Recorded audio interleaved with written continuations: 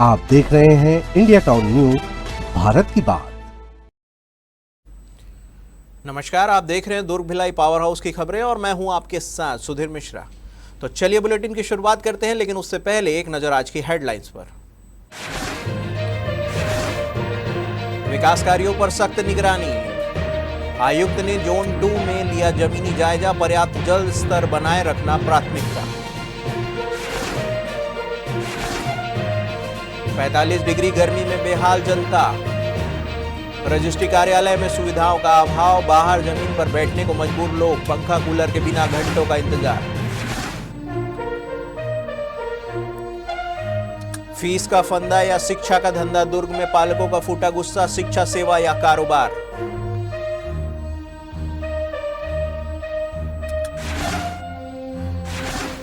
Portal में छत्तीसगढ़ी भाषा शामिल करने की मांग, निर्वाचन आयोग को सौंपा ज्ञापन, राजभाषा होने के बावजूद नजरअंदाज का आरोप।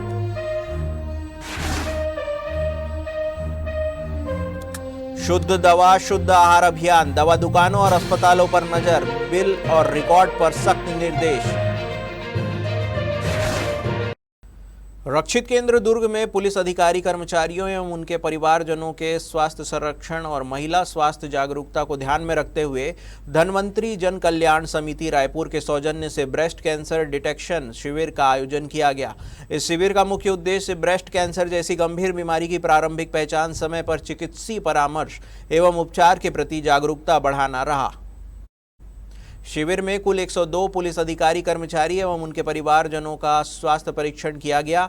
परीक्षण के दौरान 5 महिलाओं में ब्रेस्ट कैंसर के प्रारंभिक लक्षण चिन्हित किए गए, जिन्हें विशेषज्ञ चिकित्सकों द्वारा तत्काल परामर्श देते हुए आगे के उपचार के लिए मार्गदर्शन प्रदान किया गया। इस अवसर पर उप पुलिस महानिरीक्षक एवं वरिष्ठ पुलिस अधीक्षक दुर्ग विजय अग्रवाल ने अपने संबोधन में कहा कि पुलिस अधिकारी कर्मचारियों के साथ साथ उनके परिवारजनों को भी नियमित स्वास्थ्य परीक्षण, संतुलित आहार, दैनिक व्यायाम और स्वस्थ जीवन शैली अपनानी चाहिए। उन्होंने कहा कि समय पर जांच और उपचार से गंभीर बीमारियों से बचाव संभव है। राज्यपाल रामेन डेका ने दुर्ग जिले में लोक निर्माण विभाग के सभा कक्ष में ब्लॉक स्तर के प्रशासनिक अधिकारियों की समीक्षा बैठक ली। इस दौरान उन्होंने एक पेड़ मां के नाम अभियान के तहत परिसर में पौधारोपण भी किया। बैठक में राज्यपाल ने अधिकारियों को निर्देश दिए हैं कि वे हितग्राहियों से सीधे मिलें और सरकारी योजनाओं की क्रियान्वयन की वास्तविक स्थिति का फीडबैक लें। उन्होंने कहा है कि सभी योजनाओं का लाभ अंतिम व्यक्ति तक पहुंचना चाहिए और इसके लिए लगातार निगरानी जरूरी है। राज्यपाल ने जल संरक्षण पर विशेष जोर देते हुए कहा कि भूजल स्तर का आकलन प्री मानसून और पोस्ट मानसून दोनों समय पर नियमित रूप से किया जाए। उन्होंने वृक्षारोपण बढ़ाने के निर्देश देते हुए कहा कि स्कूल, कॉलेज, सरकारी भवन और सड़कों के किनारे अधिक से अधिक पौधे लगाए जाएं। इसके अलावा राज्यपाल ने किसानों को कम पानी वाली फसलों और जैविक खेती अपनाने के लिए प्रेरित किया। बैठक में बताया गया कि जिले में national mission on natural farming के तहत 500 किसानों को जैविक खेती से जोड़ा गया है। दुर्ग में नशे के कारोबार पर पुलिस ने एक बार फिर करारा वार किया है। इस बार सौदा होने के पहले ही पुलिस ने पूरी स्क्रिप्ट बदल दी और 2 आरोपियों को रंगे हाथ पकड़ लिया। जानकारी के अनुसार पुलिस को सूचना प्राप्त हुई थी कि पुराना नर्सरी डैम के पास 2 व्यक्ति अवैध मादक पदार्थ गांजा की बिक्री के लिए ग्राहक का इंतजार कर रहे हैं। सूचना मिलते ही थाना पुरानी भिलाई पुलिस ने तत्काल घेराबंदी कर दोनों संदिग्धों को हिरासत में लिया। पूछताछ के दौरान आरोपियों ने अपना नाम अर्जुन चौहान और ईश्वर चौहान बताया, जो ओम शांति पारा पुराना के निवासी हैं। तलाशी के दौरान उनके कब्जे से पैकेटों में रखा कुल 4 किलो 970 ग्राम गांजा बरामद किया गया। मामले में पुलिस ने दोनों आरोपियों के खिलाफ संबंधित धाराओं में अपराध दर्ज कर एनडीपीएस एक्ट के तहत मामला दर्ज कर कार्रवाई करते हुए उन्हें विधिवत गिरफ्तार कर लिया है। दुर्ग जिले में अब शराब पीकर गाड़ी चलाना सिर्फ गलती नहीं बल्कि भारी मुसीबत साबित हो रहा है। आपको बता दें कि सड़क सुरक्षा और आम नागरिकों की जान बचाने के लिए दुर्ग यातायात पुलिस ने एक सख्त और लगातार चलने वाला विशेष अभियान छेड़ दिया है। जिले के हर थाना क्षेत्र और ट्रैफिक पॉइंट पर पुलिस ब्रेथ एनालाइजर के जरिए ड्राइवरों की जांच कर रही है। जैसे ही किसी वाहन चालक के शराब सेवन की पुष्टि होती है, तुरंत मोटरयान अधिनियम की धारा 185 के तहत कार्रवाई की जा रही है।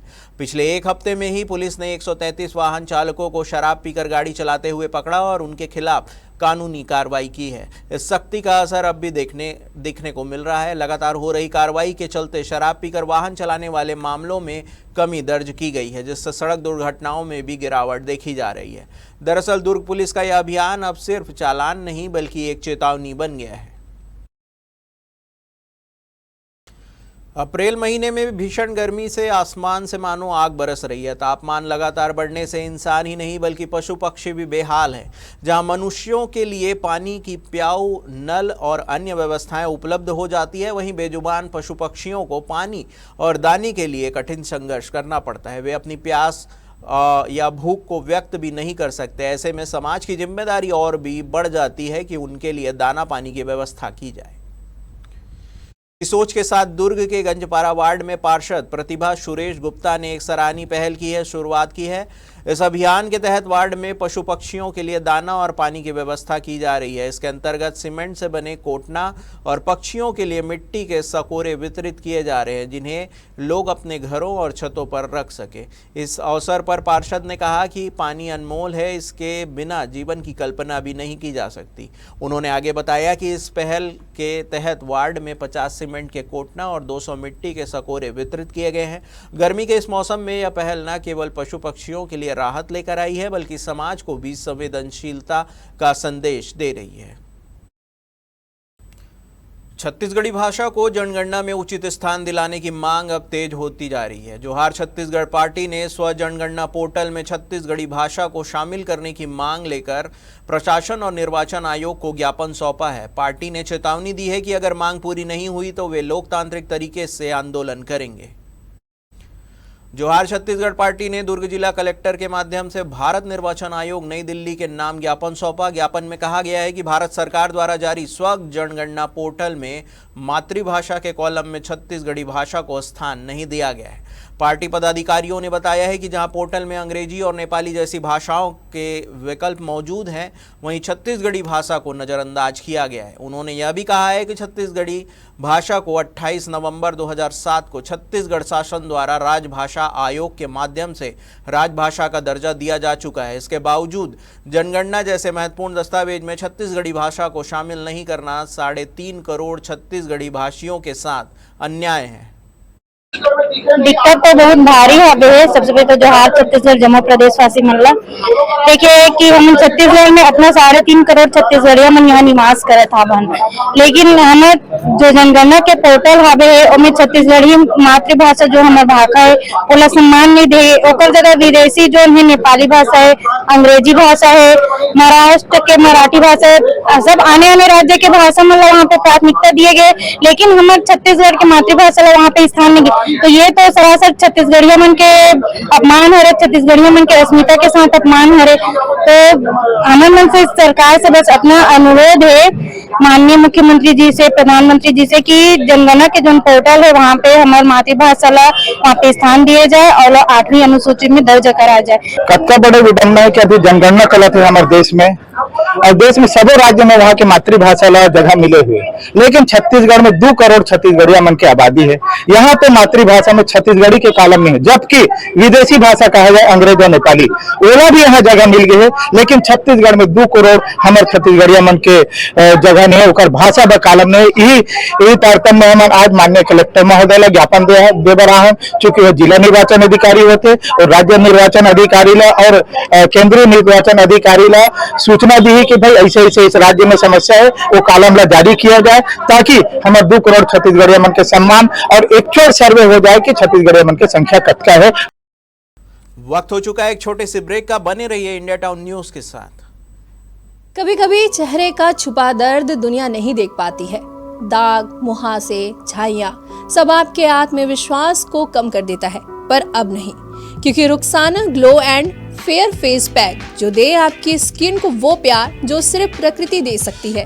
हर लेयर को साफ करे, हर दाग को करे हल्का और आपकी मुस्कान फिर से लौटाए, because you deserve to glow naturally. Rukhsana herbal beauty product Amazon, Meesho और फ्लिपकार्ट में भी उपलब्ध।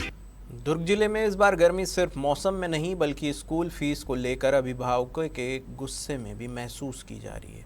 निजी स्कूल की बढ़ती फीस और छुट्टियों में भी वसूली के खिलाफ पालकों ने अब खुलकर मोर्चा खोल दिया है। सवाल सीधा है, क्या शिक्षा सेवा है या फिर कारोबार? दुर्ग कलेक्टर कार्यालय में इस बार जनदर्शन कुछ अलग ही रहा। यहाँ शिकायतें सिर्फ कागज तक सीमित नहीं थी, बल्कि हर शब्द में नाराजगी साफ झलक रही थी। अभिभावकों का कहना है कि निजी स्कूल हर साल फीस बढ़ाने को अपनी परंपरा बना चुके हैं। मंथली फीस में 700 से 1000 रुपये तक की बढ़ोतरी अब आम बात हो गई है, जिससे सालाना 10 से 12,000 रुपये का बोझ अतिरिक्त सीधे जेब पर असर डाल रहे हैं। चौंकाने वाली बात यह है कि कई स्कूल गर्मी की छुट्टी में भी पूरी ट्यूशन और ट्रांसपोर्ट फीस वसूल रहे हैं, यानी बच्चे स्कूल नहीं जा रहे हैं लेकिन फ़ीस पूरी तरह से वसूली जा रही है। इस पर अभिभावकों ने नो स्कूल नो फीस का नियम लागू करने की मांग उठाई है। जनदर्शन में पहुंचे अभिभावकों ने अपनी मांगों को सरकार तक पहुंचाते हुए कहा है कि फ़ीस बढ़ाने से पहले स्कूलों को कारण सार्वजनिक करना चाहिए और शासन की मंजूरी अनिवार्य की जानी चाहिए। ये थी कि गर्मी में जो स्कूल लगाया जा रहा है उस स्कूल को बंद किया जाए, तो शासन ने उस स्कूल को बंद तो किया और साथ में और 2-3 मांगे और थी कि बहुत सारे प्राइवेट स्कूल जो हैं पर्टिकुलर एक ही दुकान से बुक्स को ले रहे हैं और भिन्न भिन्न लेखकों को ले रहे हैं। शासन ने उस बात को भी माना। लेकिन तीसरा जो प्रमुख पॉइंट उसमें ये भी था, जो शासन का अभी तक आदेश नहीं आया है कि जो स्कूल जो हर माह में जो हर साल जो फीस को बढ़ाते बिना किसी कारण कम से कम 500 से लेके 1000 रुपए तक का फीस हर वर्ष वो बढ़ाते हैं, वो एक साल में 12,000 हो जाता है। कुछ जो नामी स्कूल है और उस वरन उसी निजी स्कूल में दूसरे स्कूल में जाओगे तो 12,000 तक उनकी एक साल की फीस रहती है। तो ऐसा शिक्षा का जो अलग अलग रूप है उसका हम लोग विरोध करने आए हैं। हम लोग यहाँ स्कूलों का जो मनमानापन चल रहा है, अवैध फीस वसूली चल रही है, हम लोगों का देखा जा रहा है। जैसे गर्मियों के छुट्टियों का भी उन्होंने सब बच्चों से फीस लिया जा रहा है, बस का फीस लिया जा रहा है। इस सबसे हर पालक बहुत परेशान है। मैं भी एक पालक हूँ।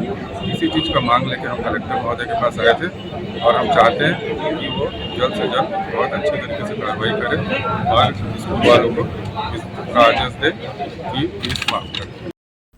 बारात से वापस लौटते समय हुई बस दुर्घटना में घायल दुर्ग के तितुरडी क्षेत्र के नागरिकों से मिलने प्रदेश के कैबिनेट मंत्री गजेंद्र यादव जिला अस्पताल पहुंचे। मंत्री गजेंद्र यादव ने अस्पताल में भर्ती सभी घायलों से मुलाकात कर उनका हालचाल जाना और डॉक्टरों से उपचार की जानकारी ली। इस दौरान मंत्री ने स्पष्ट निर्देश दिए हैं कि घायलों के उपचार में किसी भी प्रकार की लापरवाही न हो। उन्होंने कहा कि राज्य सरकार पीड़ित परिवारों के साथ पूरी मजबूती से खड़ी है और हर संभव सहायता उपलब्ध कराई जाएगी। निरीक्षण के दौरान मंत्री ने जिला अस्पताल के विभिन्न वार्डों का भी जायजा लिया। उन्होंने दवाइयों की उपलब्धता, साफ सफाई, मरीजों को मिलने वाले भोजन और अन्य सुविधाओं की जानकारी ली। साथ ही अस्पताल प्रबंधन को व्यवस्थाओं में सुधार के निर्देश दिए। इसके अलावा भीषण गर्मी को देखते हुए मंत्री ने अस्पताल परिसर में शुद्ध पेयजल की पर्याप्त व्यवस्था करने, वार्डों में कूलर और पंखों की संख्या बढ़ाने और मरीजों और उनके परिजनों को राहत देने के लिए आवश्यक कदम उठाने के निर्देश भी दिए। दुर्ग और भिलाई में आज रोजगार और उम्मीदों का बड़ा संगम देखने को मिला, जब प्रदेश के राज्यपाल रामेंडेका 1 दिवसीय दौरे पर पहुंचे। इस दौरान उन्होंने भिलाई स्थित रुंगटा इंटरनेशनल स्किल यूनिवर्सिटी में आयोजित भव्य कार्यक्रम सच हुए सपने में मुख्य अतिथि के रूप में शिरकत की। दरअसल यह आयोजन युवाओं के लिए आयोजित विशाल रोजगार मेले प्लेसमेंट नामा के सफल और गौरवशाली समापन का प्रतीक बन गया। राज्यपाल रामेंडेका ने चयनित युवाओं को जॉब लेटर प्रदान कर उनके चेहरे पर खुशी बिखेर दी। इस मौके पर उन्होंने कहा कि सपने वो नहीं होते जो हम सोते समय देखते हैं, बल्कि सपने वो होते हैं जो हमें सोने नहीं देते। उन्होंने खुशी जताई कि सच हुए सपने के जरिए 1702 मेधावी युवाओं को सम्मानजनक रोजगार मिला है, जिसे उन्होंने राज्य के विकास की दिशा में एक महत्वपूर्ण उपलब्धि बताई। दुर्ग जिले में इस बार जांच अभियान सिर्फ औपचारिकता नहीं बल्कि व्यवस्था को आईना दिखाने की कोशिश बन गया है।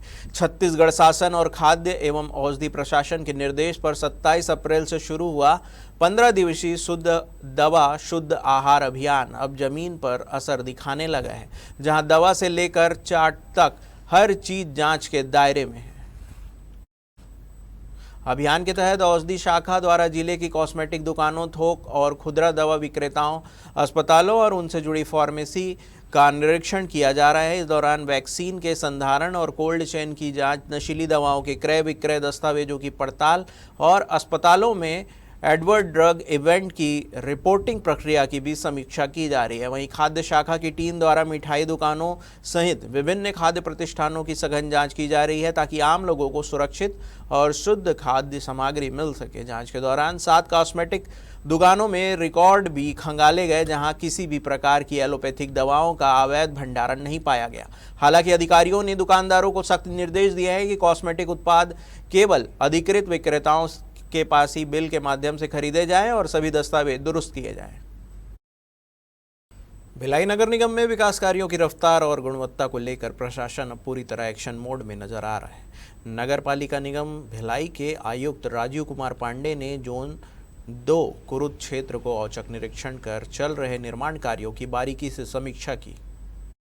निरीक्षण के दौरान आयुक्त ने सुंदर विहार क्षेत्र में निर्माणाधीन सीसी रोड की मोटाई, उपयोग की जा रही सामग्री और गुणवत्ता की मौके पर जांच की। उन्होंने साफ निर्देश दिए हैं कि किसी भी स्तर पर गुणवत्ता से कोई समझौता स्वीकार नहीं किया जाएगा और सभी कार्य तय समय सीमा में पूरे किए जाएंगे। इसके साथ ही आयुक्त ने क्षेत्र के खेल मैदान, कृष्ण कुंज उद्यान और आसपास के तालाबों की जलभराव एवं जल स्तर की स्थिति का भी जायजा लिया। गर्मी के मौसम को देखते हुए उन्होंने उद्यान में पौधे की नियमित सिंचाई सुनिश्चित करने और विद्युत व्यवस्था शीघ्र दुरुस्त करने के निर्देश दिए। इस दौरान जल संकट को ध्यान में रखते हुए तालाबों में नहर के माध्यम से पानी भरने की व्यवस्था की भी समीक्षा की गई। आयुक्त ने अधिकारियों को स्पष्ट कहा है कि निस्तारी जरूरतों को देखते हुए प्रमुख जल स्रोतों में पर्याप्त जल स्तर बनाए रखना प्राथमिक होना चाहिए। 45 डिग्री सेल्सियस की भीषण गर्मी में जहां आम लोग राहत की तलाश कर रहे हैं, वहीं दुर्ग का रजिस्ट्री कार्यालय व्यवस्थाओं की पोल खोलता नजर आ रहा है। यहां बुनियादी सुविधाओं के अभाव में लोग घंटों कतार में खड़े और बैठे रहने को मजबूर हैं। दूसरी ओर कार्यालय के भीतर सुविधाओं की तस्वीर बिल्कुल अलग दिखाई देती है। आपको बता दें कि भीषण गर्मी और लू के बीच दुर्ग के रजिस्ट्री कार्यालय की स्थिति बेहद चिंताजनक नजर आ रही है। तस्वीरों में साफ देखा जा सकता है कि रजिस्ट्री कराने पहुंचे लोग कार्यालय के बाहर बिना पंखे और कूलर के जमीन पर बैठकर अपनी बारी का इंतजार कर रहे हैं। गर्मी से बेहाल लोग लगातार पसीना बहाते नजर आते हैं, लेकिन उनके लिए कोई भी राहत की व्यवस्था नहीं दिखती। वहीं दूसरी ओर कार्यालय के अंदर का दृश्य बिल्कुल अलग कहानी बयां करता है। अंदर कूलर और एसी की ठंडी हवा में कर्मचारी कार्य करते दिखाई देते हैं, जबकि कुछ स्थानों पर खाली कुर्सियां भी नजर आती है।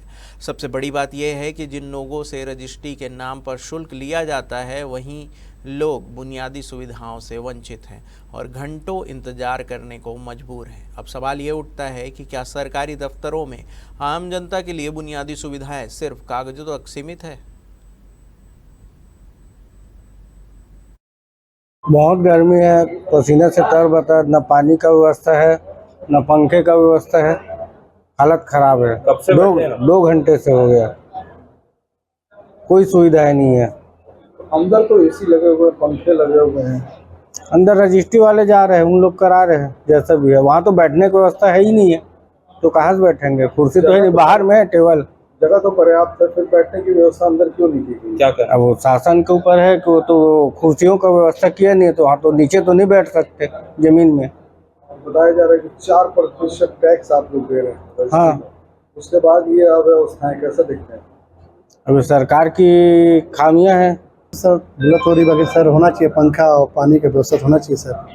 पंखा भी नहीं है, रजिस्ट्री खर्चा लोग बढ़ाए, इतने दम पे दम होते जा रहा है। क्या क्या कोई करना पड़ेगा सर, व्यवस्था करना पड़ेगा पानी का और पंखे का। पर लोग करते हैं। इस प्रकार की स्थिति कैसे देख रहे हैं? स्थिति तो बहुत देख रहे हैं, क्या सभी लोग पब्लिक देख रहे हैं, सब लोग तो परेशान है। पंखा बिना पानी बिना सब लोग परेशान है सर। देखिए, ये राज्य सरकार की कमी है और इसमें एक बहुत बड़ा कहना चाहिए कि भ्रष्टाचार है। 4% जो राज्य सरकार है रजिस्ट्री का शुल्क ले रही है। यहाँ पे अंदर बैठे हुए जो कमरे में जो पंजीयक हैं, उपपंजीयक हैं और जो रजिस्ट्रार हैं, उनके लिए बाकायदा एसी लगा हुआ है। अंदर कमरों में ना ही कोई बैठने की व्यवस्था है, ना ही पीने के लिए यहाँ पे वाटर फिल्टर लगाया हुआ है।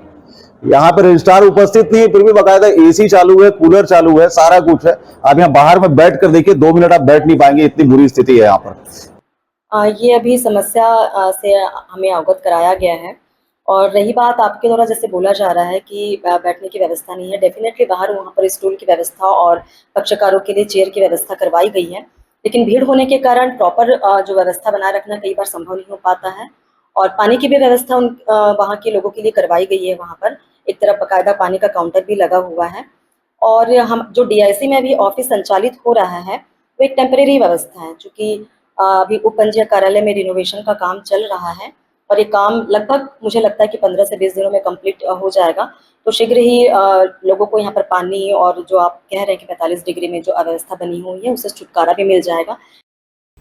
दुर्ग में इतिहास और तकनीकी का अनोखा संगम देखने को मिला जब कलेक्टर अभिजीत सिंह ने प्राचीन पांडुलिपियों के संरक्षण को लेकर एक नई और अभिनव पहल की शुरुआत की। कलेक्टर ने पांडुलिपि संग्रहकर्ता राम कुमार वर्मा से मुलाकात कर उनके पास मौजूद दुर्लभ एवं ऐतिहासिक पांडुलिपि का बारीकी से अवलोकन किया। इस दौरान कलेक्टर ने कहा कि ये पांडुलिपियां केवल कागज के दस्तावेज नहीं बल्कि हमारी सभ्यता, संस्कृति, ज्ञान की अमूल्य धरोहर है, जिन्हें आने वाली पीढ़ियों तक सुरक्षित पहुंचाना प्रशासन की प्राथमिक जिम्मेदारी है।